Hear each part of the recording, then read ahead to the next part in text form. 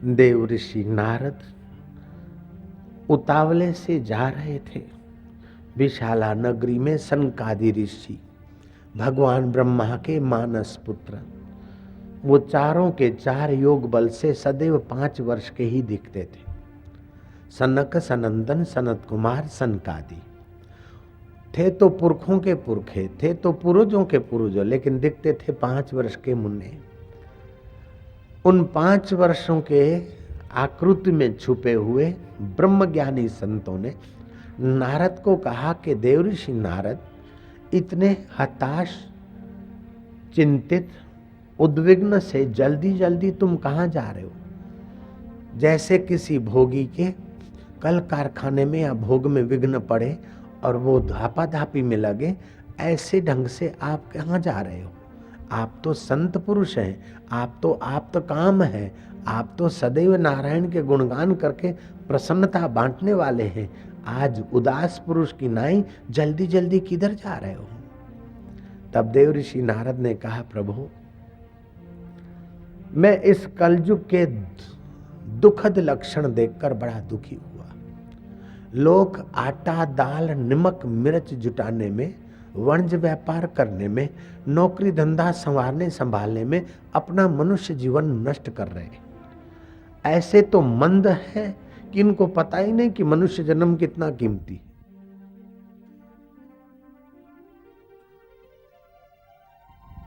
मंदासु मंद मतयो मंद भाग्या उपद्रुता पाखंडो निरता संतो विरक्ता सपरिग्राहा। लोक आलसी, मंद बुद्धि, भाग्यहीन और उपद्रवग्रस्त, एक दूसरे की टांग खींचने वाले, एक दूसरे की निंदा करने वाले, छपने और छपाने वाले, एक दूसरे पर लांछन लगाने वाले, ऐसे लोग हो गए कि कहीं भी शांति नहीं। जहाँ तीर्थों में शांति मिलती थी, मुक्ति का मार्ग मिलता था, वहाँ तीर्थों में भी पाखंडियों ने अपना जाल बिछाया है। यवनों ने मंदिर तोड़ दिए अथवा तो विभित्स कर दिए, और पाखंडियों ने तीर्थों में अपना जाल बिछा दिया। आदमी खाना पीना और विषय विकार में जिंदगी बर्बाद करके अपना दुर्लभ मनुष्य जन्म नष्ट कर रहे हैं। उनकी ये स्थिति देखकर मैं खूब दुखी हुआ। मैं देशाटन करते करते रंग क्षेत्र में गया, पुष्कर गया, काशी गया, गयाजी गया, रामेश्वरम गया, चहूं और घूमा, लेकिन तीर्थों में भी मुझे शांति देने वाले संत अथवा शांति देने वाला वातावरण नहीं मिला। कलयुग का भाई अधर्म तीर्थों में भी अपने पैर पसार बैठा है। महाराज, लोगों की ये दयनीय स्थिति देखकर मेरे चित्त में बड़ा क्षोभ हुआ। मैं यात्रा करता करता वृंदावन पहुंचा। मैंने एक कुतूहल देखा। एक माई है, युवती है, उसके 2 बेटे बूढ़े हैं और दोनों बेटे माई के गोद में सिर डालकर, सिर रखकर मूर्छित पड़े हैं। माई अपने बेटों को जगाने के लिए विलाप कर रही है। उस माई के इर्द गिर्द कुछ और भी माइयां थी। कोई पंखा हाँक रही है तो कोई पानी की अंजलि दे रही है, कोई सांत्वना दे रही है तो कोई किम कर्तव्य मूढ़ की दृष्टि से देख रही है। महाराज, महिलाओं से, परिचारिकाओं से घिरी हुई, वृद्ध पुत्रों को गोद में ली हुई, विलाप करती हुई उस युवती को मैंने देखा और युवती की नजर मेरे पर पड़ी। वो तुरंत बोल पड़ी, भो भो साधो क्षणम तिष्ठ, भो भो साधो क्षणम तिष्ठ, मच्चिंतापि नाशयः, दर्शनम तव लोकस्य सर्व पाप हरम परम। महात्मा जी, क्षण भर ठहर जाइए और मेरी चिंता को भी नष्ट कर दीजिए। आपका दर्शन तो संसार के सभी पापों को सर्वथा नष्ट कर देने वाला है। साधु दर्शन भाग्य से मिलता है। महाराज, आप थोड़ी देर ठहरिए। माई की प्रार्थना करने से मैं वहां गया और ठहरा। मैंने वस्तुस्थिति स्थिति जानना चाहा। तब माई ने कहा कि महाराज, मैं भक्ति हूँ। कलयुग आते ही गंगा, यमुना, गयाजी, गोदावरी, नर्मदा आदि जो देवियां थी वो स्वर्ग में चली गई। पर्व के दिन आती हैं। लेकिन श्री हरि ने मुझे कलयुग में यहीं रहने को कहा। महाराज, इस अभागे कलयुग ने हमारी हालत बुरी कर दी। मैंने पूछा, देवी ये बूढ़े कौन है? बोले, ये बूढ़े मेरे पुत्र हैं। महाराज, द्रविड़ देश में मैं उत्पन्न हुई, कर्नाटक में बढ़ी, महाराष्ट्र में सम्मानित हुई और गुर्जर देश में मेरे अंग भंग हो गए। पाखंडियों ने मेरी बुरी हालत कर दी। लेकिन वृंदावन में श्री कृष्ण की चरण रज से मैं पावन हुई। मैं तो युवती हुई, लेकिन मेरे ये जो बेटे हैं बूढ़े के बूढ़े रह गए, मूर्छित से हैं। महाराज, होना तो ये चाहिए कि माँ वृद्धा हो और पुत्र युवान हो, लेकिन उल्टा हो गया है। पुत्र वृद्ध हो गए और माँ युवती, और मूर्छित बेटों को मैं कहाँ ले जाऊं? महाराज, राजा परीक्षित ने कलयुग को मारते मारते क्या पता क्यों छोड़ा, और भगवान श्री हरि ने कलयुग बनाया तो क्यों बनाया? अब ये भक्ति भगवान में दोषारोपण अथवा परीक्षित में दोषारोपण नहीं करती है, हमारी शंकाओं का समाधान करती है। भक्ति महारानी कहती है कि भगवान ने कलयुग क्यों बनाया? उसका उत्तर है कि बच्चा गिर पड़ता है तो हर बार माँ या बाप उसे नहीं उठाते, कभी कभार बच्चे को अपने बल से उठने के लिए माँ बाप छोड़ देते हैं। सर्दी की मौसम थी, पिताजी फैक्ट्री से आए, मुन्ना सोया है, चादर पड़ी थी लेकिन ठुठर रहा था। बाप ने दूसरी चादर डाल दी। बाप भोजन कर रहा है, माँ आई, माँ ने देखा ठुठर रहा है, माँ ने अपना तीसरा कपड़ा डाल दिया। बाप भोजन करके जरा सा घूमने गया, टहल के आया, फिर मुन्ने को देखा तो 3 चादर डालने पर भी मुन्ना ठुठर रहा है। बाप ने उठाकर तीनों की 3 चादरें फेंक दी। माँ ने पूछा, ऐसा क्यों करती हो? बोले, जो पोष महीने की ठंडी नहीं पचा सकता है वो आषाढ़ और जेठ महीने की गर्मी नहीं पचा सकेगा, और जो गर्मी नहीं पचा सकेगा वो सर्दी नहीं पचा सकेगा, कमजोर हो जाएगा। इसे जरा अपने बल पर, अपनी शक्ति पर स्थित होने दो। ऐसे ही सतयुग की सुविधा, त्रेता और द्वापर की सफलताएं तो मिली इस जीव को, लेकिन कलयुग के विघ्न बाधाओं में भगवान ने फेंककर अपने बल पर सफल होने का हमें अवसर दिया है।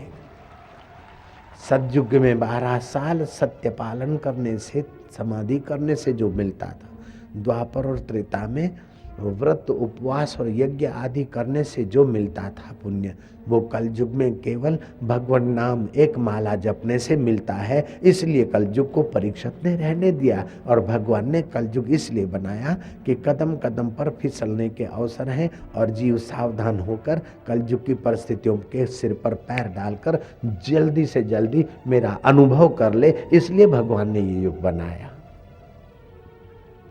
आपको फायदा लेना चाहिए। आप जिसके राज्य में रहते हैं उसी पार्टी को, उसी राजा को दिन रात गाली देंगे तो आपको बेनिफिट नहीं मिलेगा। जयराम जी की राज जैन जय में रहो, पर तैं जो तू खण, भले बिल्ली खणी वही उठ के तब हा हा बीठो कर। जयराम जी की ये कहावत है, जिसके राज्य में रहते हो उसको हाँ जी हाँ, वाह भाई ठीक हो कहना ही पड़ेगा।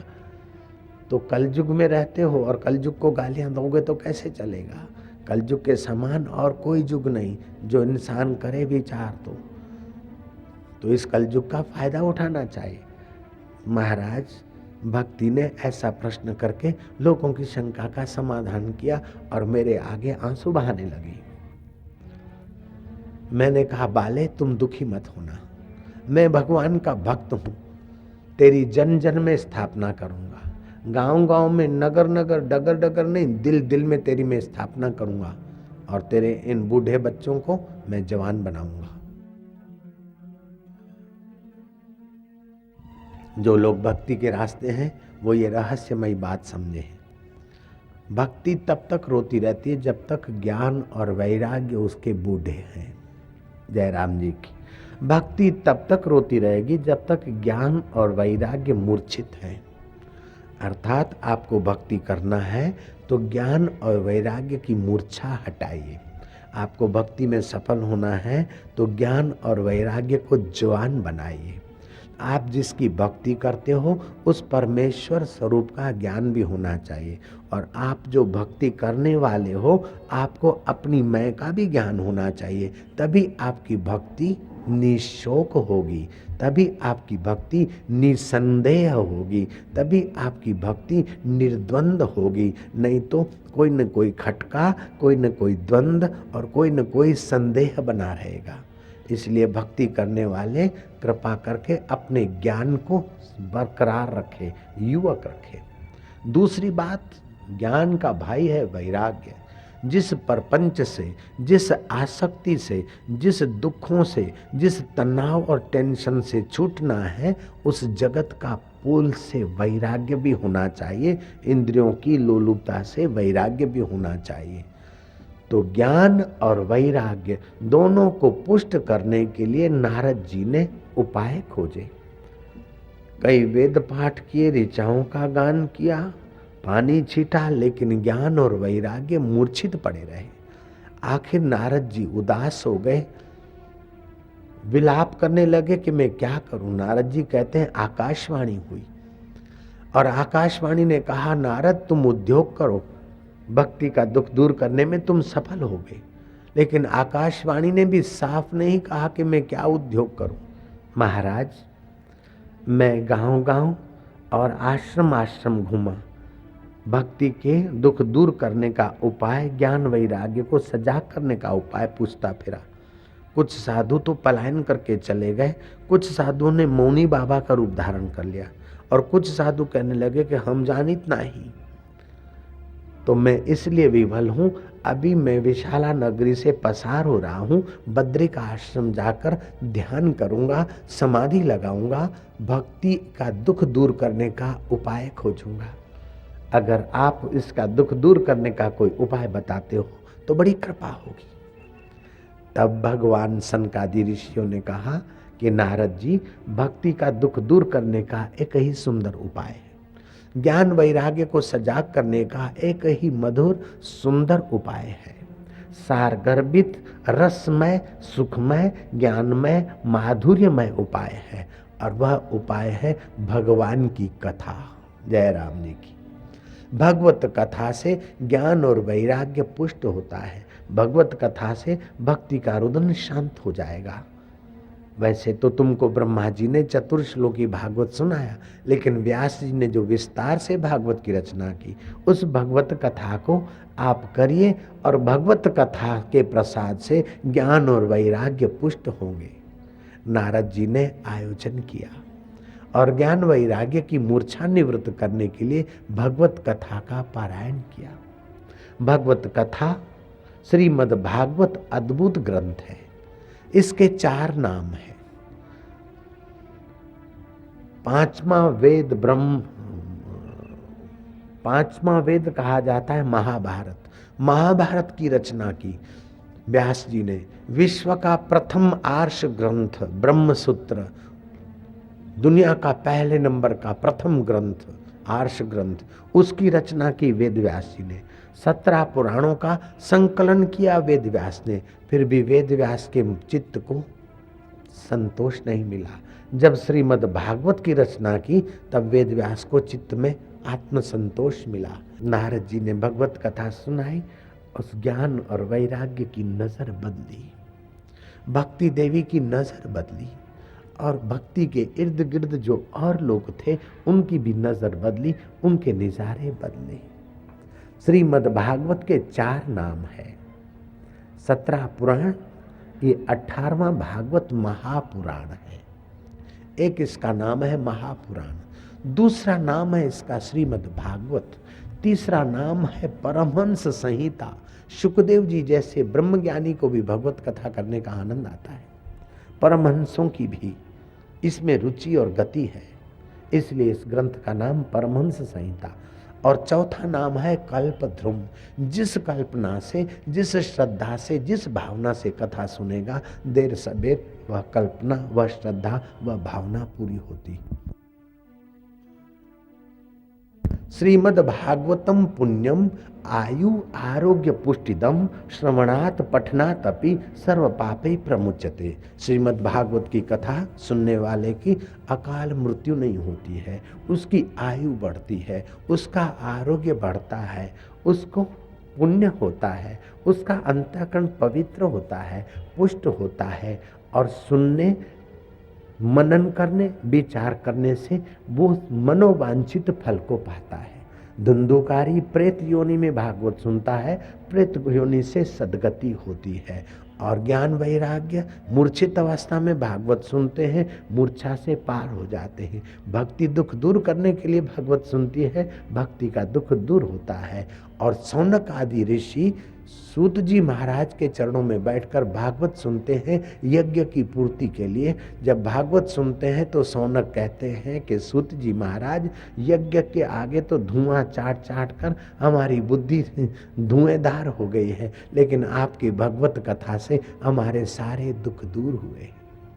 श्रीमद् भागवत में लिखा है कि 1000 अश्वमेघ यज्ञ कर ले कोई, सैकड़ों वाजपेयी यज्ञ कोई कर ले, लेकिन भगवत कथा के आगे उन 1000 अश्वमेघ यज्ञों का, सैकड़ों वाजपेयी यज्ञों का पुण्य 16वां हिस्सा भी नहीं है। ऐसा भगवत कथा सुनने का पुण्य कहा गया है।